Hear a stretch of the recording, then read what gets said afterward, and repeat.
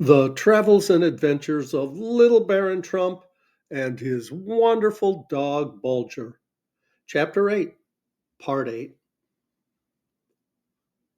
But Slim Lim remained obdurate. He gazed into vacancy for several moments and then pretended to fall asleep. I recited the purpose of my visit and waited patiently for the Lord of the Peacock Feather to deign to reply. He did so at last, but without opening his eyes, speaking as if half in a dream. Barbarian, son of a barbarian, grandson of a barbarian, great grandson of a barbarian, great great grandson of a barbarian, great great great grandson of a barbarian. Well knowing that this was a mere ruse to waste the night in words, I resolved to put an end to it at once. I sat down and interrupted Slim Lim's long and dreary list by pretending to snore with that regularity which proves the accomplished sleeper. He came to a sudden halt. A deep silence now settled upon the scene, only broken by the nervous rattle of the ladies' fans. Slim Lim now began to realize that he had no ordinary mortal before him. For the first time, he looked me squarely in the face. The ladies grew alarmed at the dark cloud gathering on the brow of their liege lord, and withdrew to the other end of the room. The Taotai was now wide awake. So was I.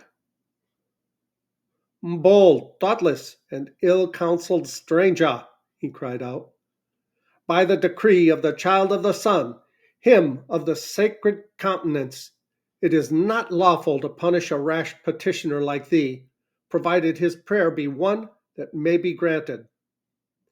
But what thou askest is impossible, for at this hour there is neither paper, ink, nor brush within the palace. Thou must suffer for thy rash conduct. Thou hast been cunning enough to pass the guards in coming hither, but already a score of pikes are levelled at thy breast. Escape is impossible. Prepare for death or imprisonment in a dungeon cell which knows neither light nor warmth. To speak the truth, my legs bent beneath the weight of my body as these cruel words made clear to me the danger I was in. I could see that tears had gathered in the eyes of the two gracious ladies standing near me. Paper? Ink? Brush? I murmured, half dazed. Brush, paper, ink, or death. It must not be. I glanced about me, closed my eyes. I fixed my gaze on Bulger, but all in vain. No help came to me. A cold perspiration stood on my brow. Suddenly, a huge parrot, which was perched on a bamboo cage at one end of the room, uttered a harsh cry. "Ah!" Quicker than it takes to tell it, I called Bulger to my side and set him teasing the bird. He was not at first to enter upon the sport. When it was well under way, I approached the bird from the rear, and as he bent forward to repel Bulger's familiarity, I deftly laid hold of one of his longest tail feathers and pulled it out. An ear-splitting yell went up, and the two ladies threw themselves towards their pet with 1,000 tearful expressions of pity and endearment. I now turned my attentions to Slim Lim. Drawing a pair of tiny shears from my pocket, I caught at the end of his queue and snipped off an inch of it. My audacity struck him dumb. He could only stare at me with wide-open mouth. I set to work in good earnest. Drawing some silk threads from my sleeve, I fitted the hair into the quill with such nimble, cunning fingers that Slim Lim looked on quite awestruck. The brush is ready, Lord of the Peacock Feather, I cried, laying it down in front of him. And the paper, too, I continued, drawing out a paper mat from under a curio and turning up the white underside. He followed my movements as a child would those of a necromancer. Ink now was only lacking. With one of my most winning smiles, I drew near the ladies and thus addressed them. Fasten forever the images of your beautiful faces upon the pages of my memory by lending me the jar of ebon pigment with which you add luster to those matchless arches that shade your eyes. They returned my smile with entrancing grace and sweetness, but what was more pleasing still, they granted my request. Halting for a moment at the cage of my friend, the parrot, who ruffled his feathers and eyed me most suspiciously, to moisten the pigment from his drinking vessel, I then strode with an air of triumph back to the table where Slim Lim sat nervously fanning himself, and said, Most noble lord of the peacock feather, thy dull-witted, misshapen, and worthless slave hath prepared brush, ink, and paper. Deign to set thy most honorable sign manual to this paper, so that he may withdraw his poor, miserable body and limbs from beneath thy sacred roof. So saying, I held out the brush to Slim Lim.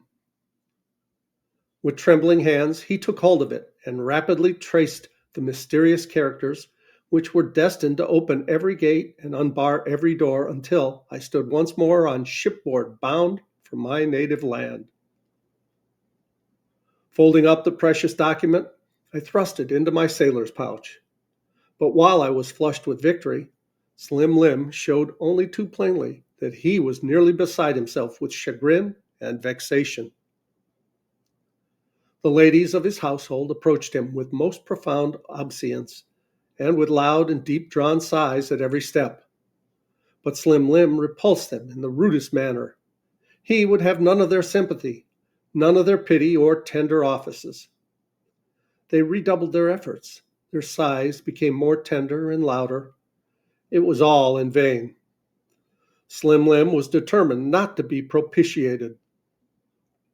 Turning to me, he cried out, Let the barbarian, the son of a barbarian, the grandson of a barbarian, the great-grandson of a barbarian, the great-great-grandson of a barbarian, the great-great-great-grandson of a barbarian, the great-great-great-great-grandson of a barbarian, inscribe his wretched, worthless, mean, common, ordinary, insignificant, and despicable name upon a sheet of paper ere he goes forth, so that I and my children and my children's children and my children's children's children and my children's children's children's children may speak it with contempt. And then, in order to prove to me that he considered himself disgraced to sit in my presence, he threw himself full length upon the floor. Bulger got it into his head that this strange proceeding was in some way a menace to me, for he walked cautiously around Slim Lim, sniffing at him, growling in a threatening way, as if to say, Don't play any tricks on my little master, or it will go hard with you. The ladies of Slim Lim's household were nearly crazed with grief and anxiety. I assured them of my protection, but this only seemed to increase their solicitation. To tell the truth, however, I was not half so calm as I appeared to be. Cruel fate seemed to have woven her meshes about me once again.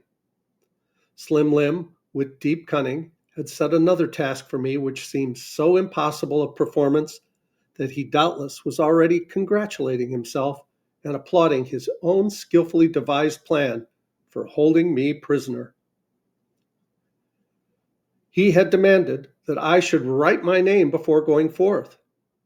He had been most careful to use the word write, so that I should not be permitted to use a brush after the manner of his people, but must have recourse to a pen after the manner of my own.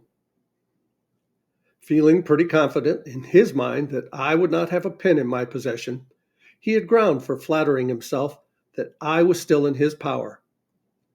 Bulger caught a glimpse of the shadow that had settled upon my face and whined nervously. A thought struck me. A quill will save me. I looked toward the parrot. Ah, deep laid plan to rob me of my liberty. The bird had been removed from the room. The brush I'd fashioned, the pigment too, were gone. I could feel my knees grow weak. My breath came short and quick. A cold chill crept over me. There lay the Lord of the Peacock Feather flat on his back, but as I turned my glance quickly upon him, I was sure that one of his eyes was half open and fixed upon me, while a faint ripple of a smile played in the corners of his mouth most maliciously. Ah, man of guile, thought I, thou shalt not triumph, for I am about to shatter this last one of thy fetters, which thou dost think is already so firmly riveted upon my wrists. Thou art wise and thou art subtle, but not so wise and not so subtle as the little baron who stands beside thee. To me, Bulger, I cried. With a single bound, he reached my side. Take thy place there, I continued, pointing to Slim Lim's breast. And if my enemy moves but the poor space of a narrow inch, do thy duty. Bulger sprang lightly upon Slim Lim's breast and with a low growl gave him to understand that there must be no trifling. Then my turn came to act. Whipping my pocket knife out, I laid hold of Slim Lim's hand, and in less than a minute's time, I cut a fine pin with an excellent nib on the end of a long nail of his little finger. Bulger looked on very much interested, giving a low growl every time Slim Lim showed the slightest indication of resenting the treatment to which I was subjecting him. My ink, that was a simple matter. Pricking my thumb with the point of my knife, I let a few drops of the crimson fluid collect on the palm of my hand. Then reaching out for one of the paper mats, I dipped the pen, which now graced the little finger of the Lord of the Peacock Feather, and set my signature on the uncolored side of the mat in a neat round hand. Bidding Bulger descend from his post of honor, I now held out my hand to His Excellency, the Tao Tai, with these words: Rise, Sir Knight of the plain red button. Be generous as thou art noble. I have triumphed. Forgive my audacity. In my place thou wouldst have done likewise. Let thy enemy become thy friend. In birth noble, in letters learned, in arts skilled. He is more worthy of thy friendship than deserving of thy enmity. Slim Lim seized my head and sprang to his feet with a good-humored smile on his broad face. By the sacred countenance of the child of the sun, Lord of all the orders, thou art very clever for thy size, he exclaimed, as he conducted me to a seat. The ladies of the Tao Tai's household, who had retreated horror-stricken to their apartments, were now summoned to appear. Tea was brewed, and the Lord of the Peacock Feather insisted upon serving me with his own hands. I was almost crazed with joy at thoughts of setting out for home under such happy auspices. Bulger made friends with Slim Lim, and everybody forgave everybody. His Excellency, the Tao Tai, prevailed upon me to pass the night under his roof, assuring me that in the morning I should have a special escort, his own port chaise, and hampers packed in his own kitchen for my refreshment while on my journey to the seaport. Until a late hour, Slim Lim, the ladies of his household, Bulger, and I gave ourselves up to feasting and merrymaking. In the morning, I took my leave of the Tao Tai and his household in the happiest frame of mind. A short week found me on board of a good staunch vessel bound for home again. As the sails filled and we sped out of the harbor, I drew Bulger to my breast, and the tears fell thick and fast. He licked my hands and face, and fixed his large, lustrous eyes full upon me. He could not, and I would not, speak. And we'll go on with Chapter 9 in the next video. Please like, subscribe, leave a comment below. I'd love to hear from you guys. I love you, as Tigger says. Ta-ta for now.